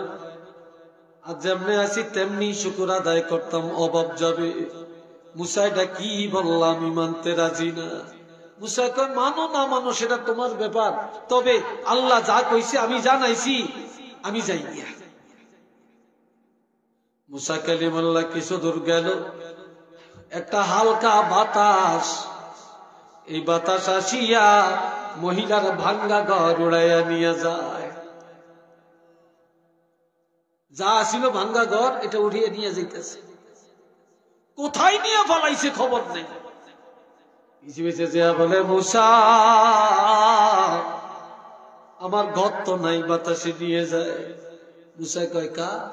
আমি না বলছি আল্লাহ না জানাইছেন, আল্লাহ যা দিছে তা নিয়ে শুকুর আদায় করো, তোমার অভাব চলে যাবে। তুমি আল্লাহর শুকুর আদায় করো না। আল্লাহর কথা মানো না, এখন আল্লাহ যা দিছে নিয়ে গেছে, এখন তুই ব্যাটকে থাক।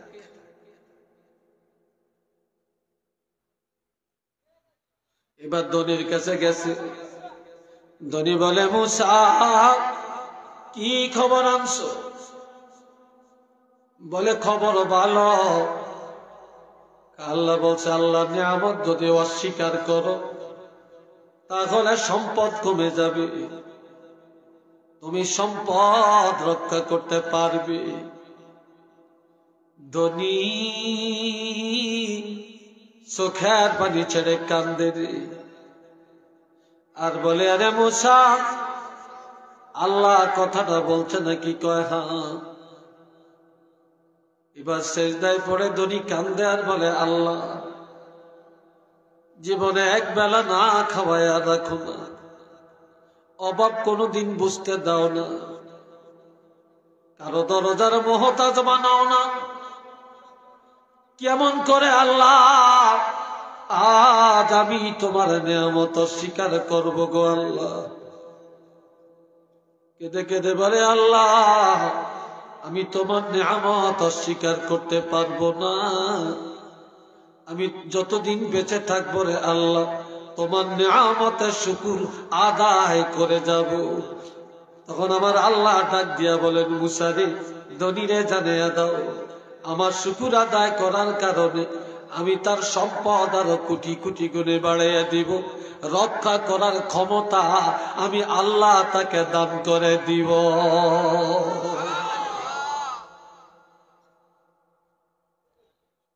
এবার মুসায় বাড়ি যায়, আল্লাহকে মুসা যাইও না যাইও না, ওই যে হাত নাই পাও নাই যাকে দিয়া জাহান্নামের লাকড়ি বানাবো তার কাছে যাও। আল্লাহ কেন? খবর তো জানিয়ে দিয়ে আসছি, খবর তো বলে আসছি। কয় না আবার যা। কেন যাইতাম আল্লাহ?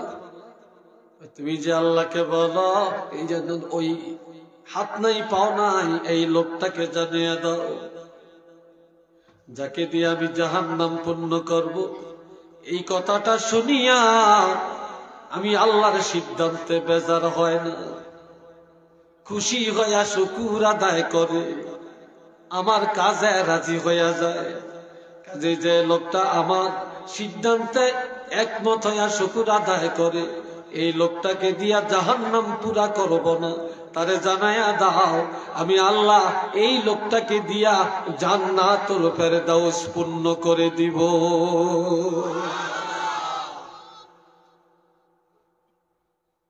লাইন শাকারতুম লাযীদান্নাকুম ওয়া লাইন কাফারতুম ইন্না আযাবী লাশাদীদ। যারা আমার তোমরা যদি নিয়ামতের শুকর আদায় করো রে বান্দা, বহু গুণে নিয়ামত বেড়ে যাবে। আর যদি নিয়ামত অস্বীকার করো, অস্বীকারীর জন্য আমি আল্লাহর আযাব বড় কঠিন, বড় কঠিন। এই জন্য যাকাত এটা নিয়ামতের শুকর, আলহামদুলিল্লাহ বলেন না রে ভাই। এরপর ওয়াতাআল্লামা লিগাইরিদ্দিন, এই কথাটা ছাত্ররা ভালো করে শুনবে, স্কুল কলেজ মাদ্রাসার ছাত্ররা শুনবে। এর আগে সবাই একটু আওয়াজ দিয়া মোহাব্বতে পড়েন আল্লাহুম্মা, জোরে জোরে মাওলানা মুহাম্মদ ওয়া আলা আলি সাইয়্যিদিনা মাওলানা মুহাম্মদ। সবাই আওয়াজ দিয়া বলেন আলহামদুলিল্লাহ। আলহামদুলিল্লাহ হয় না, জোরে কোন আলহামদুলিল্লাহ। একবার আলহামদুলিল্লাহ বললে আল্লাহ 8টা জান্নাতের দরজা খুলে দেন।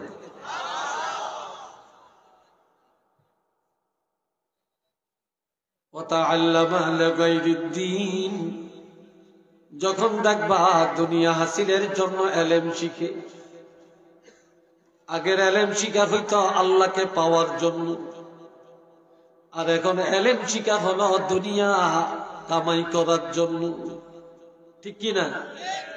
এই জন্য আমরা ছাত্র করে চুল ছোট করার কথা বললে মানতে চায় না, টুপিটা মাথায় দিয়া চলো এরা মানতে রাজি না, ফ্যান পরিধান করিও না, পায়জামা পরো মানতে রাজি না, ছাত্রর শুরুত লম্বা জামা গায়ে দাও, মাদ্রাসা আসার টাইমে যদিও গায়ে দেয়, বাড়ি গেলে আর এটার কথা মনে থাকে না। কথা ঠিক কিনা?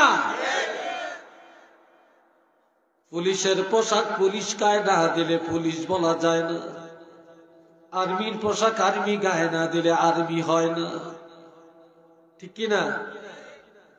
মাদ্রাসার আলেম আলেমের পোশাক গায়ে না দিলে আলেম বলে না, ছাত্র মাদ্রাসা তর্জ তরিকায় না চলে তাকে মানুষ শ্রদ্ধা করে না, ইজ্জত দেয় না, ঠিক কিনা? এই জন্য আজকাল বাবাই যদি কয় ছেলের মাদ্রাসায় পড়ায়া, মায় কয় মাদ্রাসায় পড়িয়া কি চাকরি করবে, স্কুলে পড়ায়া। আবার মায় যদি বলে মাদ্রাসায় পড়াবো, বাবাই কয় আমার বাতি যারা ইঞ্জিনিয়ার, এটা সেটা ওইটাও নেই, মাদ্রাসায় পড়ে কি হবে? তবে মাদ্রাসায় পড়ে না ছেলেরা অবহেলিত না, আলেমরা অবহেলিত না। মাদ্রাসার ছাত্ররা এখন পুলিশ হতে পারে, আর্মি হতে পারে, বিডিআর হতে পারে, বিডিআর ইমামতি করে, পুলিশের ইমামতি করে, আর্মির ইমামতি করে, আবার তারা অফিসার হয়, তারা বিসিএস ক্যাডার হয়, শিক্ষা ক্যাডারে যায়, প্রশাসন ক্যাডারে যায়, তারা প্রফেসর হয়, তারা ম্যাজিস্ট্রেট হয়, তারা মন্ত্রী হয়, এমপি হয়। কাজে মাদ্রাসা ছাত্রদের জন্য সব সেক্টরের দরজা খোলা।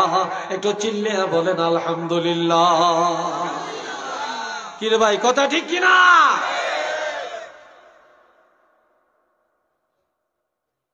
কেন আবার দাখিলটা পাশ করলে আলেমের সময় কয় কলেজে পড়িয়াম, আলিমটা পাশ করলে কয় অনার্সে পড়িয়াম, মাদ্রাসার আর খবর নেই। কি কথা ঠিক না? এরপরে কামেল মাদ্রাসায় মুহাদ্দিস আছে, কিন্তু 10 নাই, ক্লাস নাই। এই জন্য রাসূল বলেন, যখন দেখবা মানুষ দুনিয়া হাসিলের জন্য ইলম শিখে, তখনই মনে করবে এটা কিয়ামতের আলামত। তখন আর রহমতের আশা করা যাবে না, তখন খোদার গজব একটা একটা করে জমিনে আসতে থাকবে। একটু চিল্লে বলেন না নাউযুবিল্লাহ। আর একটু জোরে কোন। এরপরে আসেন শেষ কথাটা বলে দেয়া, যে শেষ করা যাবে না। অর্ধেক করিয়াম আর অর্ধেক ফিরিয়ে দিয়াম, আবার আইলে করিয়াম। কি কর? দাওয়াত মঞ্জুর করে যাওয়ান লাগবে না? কি কর? কথা কয় না। পরের বছর দাওয়াত দিতেন না? কি হে নিয়ত আমার নাই। আমি একটাই বুঝি, রিজিকের মালিক আল্লাহ। যেখানে রিজিক লেখা সেখানে আল্লাহ ডাক দিব, ঠিক না? তবে আরেকটা কথা বলে শেষ করছি। যখন ওই দেখবা সবগুলি সেক্টর নারীরা দখল করেছে, পুরুষের দাম নাই, ড্রাইভারি পর্যন্ত মেয়েরা করে। কি কথা ঠিক কিনা? দোকানদারি মেয়েরা করে, আবার অফিস আদালত সব মেয়েদের দখলে। অফিস আদালতের বস মেয়েরা, আবার 3 জন মেম্বারের নেতা একটা মহিলা মেম্বার। কি কথা ঠিক কিনা? 3 জন পুরুষের উপরে একজনের বানাইছে, ঠিক কিনা? এই জন্য যখন দেখবা মহিলারা নেতৃত্ব দেয়, পুরুষেরা নেতৃত্ব মানিয়ে নেয়। অথচ আমার আল্লাহ বলছেন, আর-রিজালু কাওয়ামুনা আলান নিসা, পুরুষের নেতৃত্ব মহিলারা মানিয়ে নিবে। আর যখন এটা বাদ যায়, মহিলাদের নেতৃত্ব পুরুষেরা মানিয়ে নিতে হয়, তখন এই মনে করবা খোদার গজব। তখন এই দুনিয়ায় ভাই ভাইয়ের সম্পর্ক ভালো থাকবে না, চাচা ভাতিজায় মামলা হবে, তখন প্রতিবেশীর সাথে মিল মহব্বত থাকবে না, তখন দুনিয়াতে রহমত পাওয়া যাবে না, রহমত আসমানে চলে যাবে, খোদার গজব একটা একটা করে জমিনে আসতে থাকবে। একটু চিল্লিয়া বলেন না নাউযুবিল্লাহ, আর একটু জোরে কন্যা নাউযুবিল্লাহ। মহিলারা মেম্বার, মহিলারা চেয়ারম্যান, মহিলারা এমপি, মহিলারা মন্ত্রী, মহিলারা টিওনো, মহিলারা পুলিশ, মহিলারা পুলিশ সুপার, মহিলারা আর্মি, মহিলারা বিডিআর, মহিলারা দোকানদার, মহিলারা শিল্পপতি, মহিলা ম্যাজিস্ট্রেট, মহিলা ডিসি, মহিলা বিভাগীয় প্রধান, মহিলা হলো অধিদপ্তরের প্রধান, মহাপরিচালক, মহিলা হলো বোর্ডের প্রধান, সব জায়গায় মহিলা। তখন মনে করবা রহমতের আশা আর করা যাবে না। একটু চিল্লিয়া বলেন নাউযুবিল্লাহ। এটা কি আমার কথা না আমার রাসূলের কথা? এরপর আর একটা কথা বলে শেষ করি। ওয়া আক্কা উম্মা, এই আমার দিকে চান। ওয়া আক্কা উম্মা, দেখবা দুনিয়াতে শাশুড়ির আম্মা কয়া ডাকবে, তারপরে শালীরে আপা কয়া ডাকবে। যুবকেরা মোবাইল ছাড়া বুঝবে না, বেগানা যুবতীর সাথে কথা বলবে আর বলবে এটা আমার গার্লফ্রেন্ড। কি কইব? মাইয়ারা গার্লফ্রেন্ড এটা বলে পাপ হয় না। গার্লফ্রেন্ড কইলে কেউ অপরাধ মনে করে না। আবার মেয়েরা বলে আমার বয়ফ্রেন্ড। বলেনি ভাই? এই কথা কন্যা বলে। কিসের গার্লফ্রেন্ড আর বয়ফ্রেন্ড? এই হারাম, এগুলা সবই তো নাজায়েজ কাজ। যখন মেয়েরা ছেলেদেরকে বয়ফ্রেন্ড বানায়, ছেলেরা মেয়েদেরকে গার্লফ্রেন্ড বানায়, আর ওই সময় মা যদি ডাক দেয় তখন মার সাথে নাফরমানি চলে। মারে বুঝে না, মারে দরিয়া মারে, মার সাথে নাফরমানি করে, মাকে গালমন্দ করে, মার সাথে পাহেসা কথা বলে। বিবির সাথে যেই কথা বলা যায় না এমন পাহেসা কথা মায়ের কাছে বলতে দ্বিধাবোধ করে না। একটু চিল্লিয়া বলেন নাউযুবিল্লাহ। আর একটু জোরে কন্যা রে ভাই।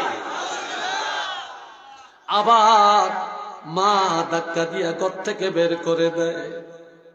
আবার বেগম যখন আসে, বেগমের কথা সত্য, মা যা বলছে মিথ্যা, মারে বানাই মিথ্যাবাদী, বেগমের বানায় সত্যবাদী। কথা ঠিক কিনা? আবার শাশুড়িরে বানায় সত্যবাদী, মা বাবারে বানায় মিথ্যাবাদী। তখনই মনে করবা এটা খোদার গজব, এটা কিয়ামতের আলামত। একটু চিল্লিয়া বলেন নাউযুবিল্লাহ। এমন আসেনি সমাজে? বলেন আর একটু জোরে কোন আছে কি নাই সমাজের মধ্যে? এগুলা তো চলছে এখন। আল্লাহ, এরপরে এক মিনিটে কথাটা বলে দেই। যেহেতু হাদিসটা লইছি অনেক বড়, অনেক বড়, একটা হাদিসের উপর আলোচনা করলে 2 ঘন্টা 2.5 ঘন্টা পুরা লাগে। আমি এই জন্য হাদিসটা অনেক বড় লিখেছি। এ ভাইরা রে আমার, ওয়াজহারাতিল আসওয়াতু ফিল মাসাজিদ, মসজিদ ইবাদতের জন্য। আর এই মসজিদে যায় মসজিদ নিয়ে করবে মারামারি, মসজিদ নিয়ে করবে ঝগড়া, মসজিদে জোরে জোরে কথা, মসজিদের বাজার বানিয়ে দেয়। আর হিংসা করিয়া মসজিদ লইয়া ঝগড়া করিয়া যায়া বাড়ির সামনে আর একটা মসজিদ বানায়া লয়। কি কথা ঠিক কিনা? মহল্লা ভাঙ্গা দেয়, ঈদের ময়দান ভেঙ্গে ফেলে। ঈদগাহ বড় করার কথা, আর সে ঈদগাহে ছোট করে। মসজিদে মসজিদে ঈদ, ঈদের নামাজ তো বড় হবে, মসজিদের মুসল্লি বড় হবে। আর দেখা যায় এখন টাকার গরমে মিষ্টি লিয়া ঝগড়া লাগে, কমিটি লিয়া ঝগড়া লাগে, ওই তীরে সদস্য বানাইলো কা ঝগড়া লাগে, ওই তীরে বাদ দিল কা ঝগড়া লাগে। এই ঝগড়া লাগিয়া বাড়ির সামনে যাইয়া আবার মসজিদ একটা করে। আমরা কি কোন হদে কম আসিনি? আল্লাহ কি টাকা কম দিছিনি? আমগো কি জায়গা জমি নাইনি? আমগো হেডাম কি কম আসিনি? তোরা সাইজ আমগো মসজিদ একটা করিয়া। কিরে ভাই কথা ঠিক কিনা? এইভাবে যায় মসজিদে জিয়ারত করে, এগুলা কিয়ামতের আলামত। একটু নাউজুবিল্লাহ জোরে কর, আর একটু জোরে কর। এখন দুনিয়াতে শান্তির জন্য, রহমতের জন্য, নাজাতের জন্য 1 নম্বরে এলেমের সিলসিলা জারি রাখা, 2 নম্বরে হককে প্রতিষ্ঠা করা, 3 নম্বরে মার সাথে সৎ আচরণ করা, বাবার সাথে সৎ আচরণ করা, মুরব্বীকে শ্রদ্ধা করা, যাকাত ঠিকমতো দেওয়া, আমানত রক্ষা করা, হালাল ভাবে অর্থ কামাই করা। এগুলা যখন থাকবে, এগুলার মধ্যে আমরা প্রতিষ্ঠিত হব, আল্লাহর কসম করে বললাম, আল্লাহর রহমতের দরজা খুলে যাবে। ওয়ানাশহাদু আল্লা ইলাহা ইল্লাল্লাহু ওয়াহদাহু লা শারীকা লাহু ونشهد أن سيدنا وسندنا ونبينا وشفيعنا وحبيبنا ومولانا محمدا عبده ورسوله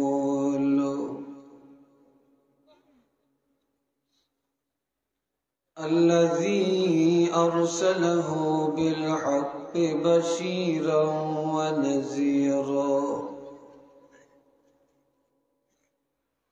وداعيا إلى الله بإذنه وسراجا منيرا. أما بعد،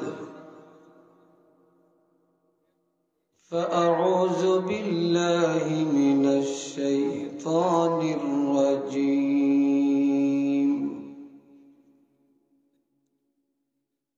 بسم الله الرحمن الرحيم.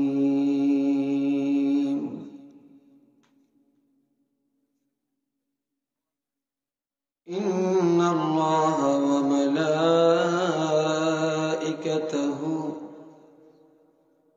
يصلون على النبي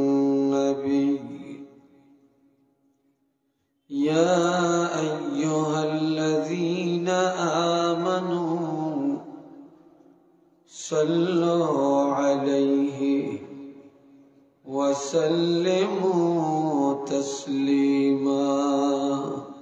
صلى الله على محمد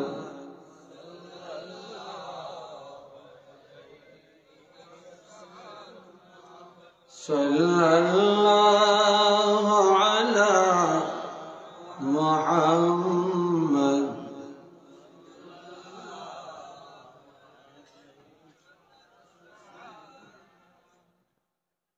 محبته উচ্চ আওয়াজে দুরূদ শরীফ পড়ুন, বকিলি করবেন না। দুরূদ শরীফ যত বেশি পড়ব তত বেশি আল্লাহ খুশি হবেন। আর আমরা এখানে আসছি আল্লাহকে খুশি করার জন্য, তামাশা করার জন্য কেউ আসি না, রংবাজি করার জন্য আসি না। আমরা আসছি আল্লাহকে সন্তুষ্ট করার জন্য।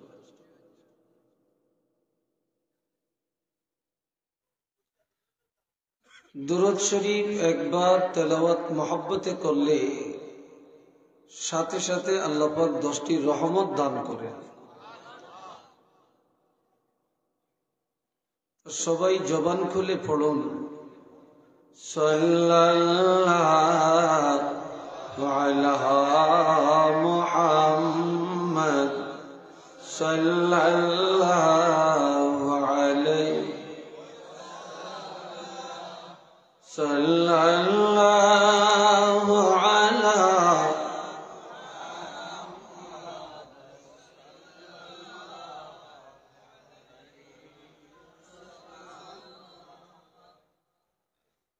شد أجودش رحمة للعالمين مسجد او شد ہمارو اے زمین صلی اللہ ارو جوڑے صلی اللہ علیہ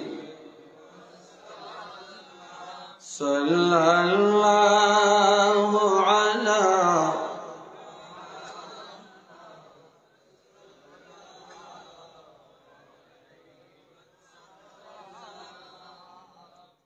بلغ العلا بكماله كشف الدجى بجماله حسنت جميع خصاله